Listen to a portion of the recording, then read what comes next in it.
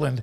I mean, you would think they would have learned from having West Virginia on an island for all these years. What did they learn? West Virginia is a part of the conference. They've just added people near their island with UCF and also with Cincinnati, so I'm not sure exactly what that means. I know exactly what it means. It means that they're out on an island by themselves and nobody close proximity-wise, but what has been like the main talking point of realignment over the last week and a half?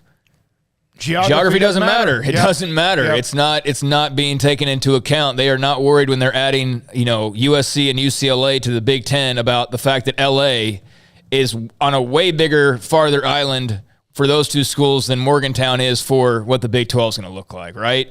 So, I mean, that's not a concern.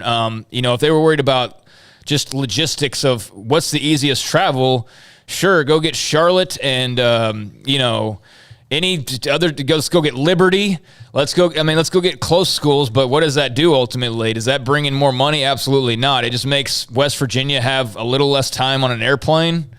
But what does that really do for the conference in the long run? Absolutely nothing. So, yeah, I mean, the geographic part of it, I understand where you're coming from.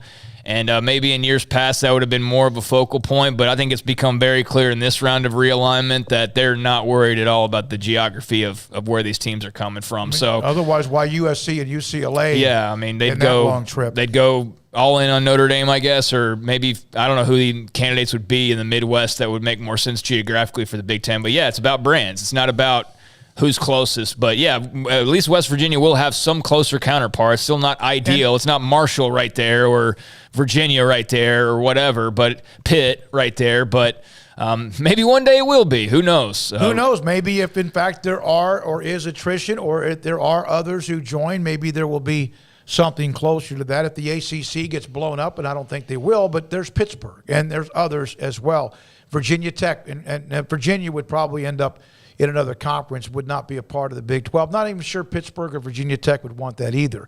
Oregon State fan. That goes into a whole nother conversation of what options would they have. Yeah. I mean, were they going to be like Kansas talking about, we're going to the Big 10? Or are you? Do you need an invite first? Iowa State, same thing. And I'm not talking about their fan base as a whole, but there's definitely a guy from that school that predicts that, or really overrates where his school would end up if things were to fall apart. So, yeah, you never know. And one thing we continue to try to do is hear from other fan bases that might be twisting in the wind. And we had, in fact, segments on Friday, Oregon State, Washington State, among others.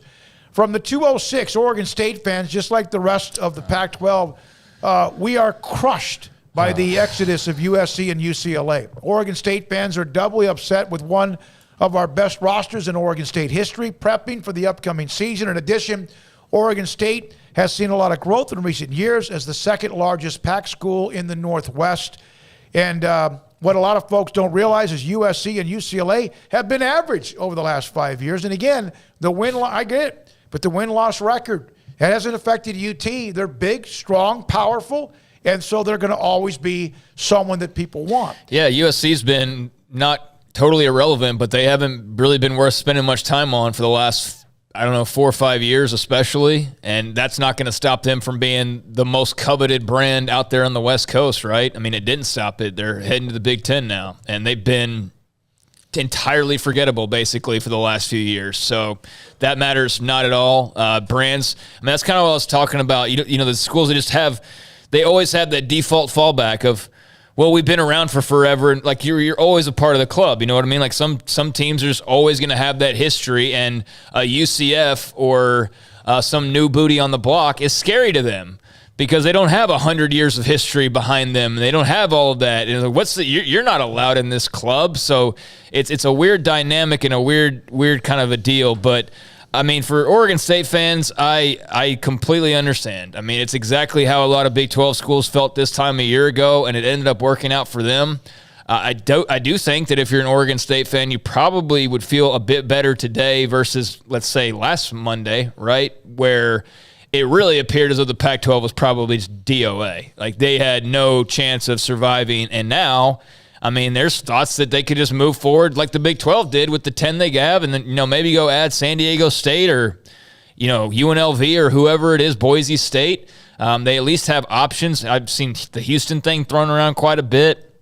I don't know. Not Houston, but the SMU thing thrown around quite a bit. I really don't know how much that that would make a difference. But it would be a unique idea and would be, just another sign of the conference trying to steady the ship. So I understand the nervousness. I've been there. I think a lot of people watching have been there with their respective fan bases because we do have a lot of Big 12 fans. And just hold tight and see what happens. But it's going to be different. Doesn't necessarily, though, have to be a horrific thing in the long run. No one's demoted them just yet. They're still a part of the party until they're told otherwise, and they haven't been told that just yet. So we'll see. From the 512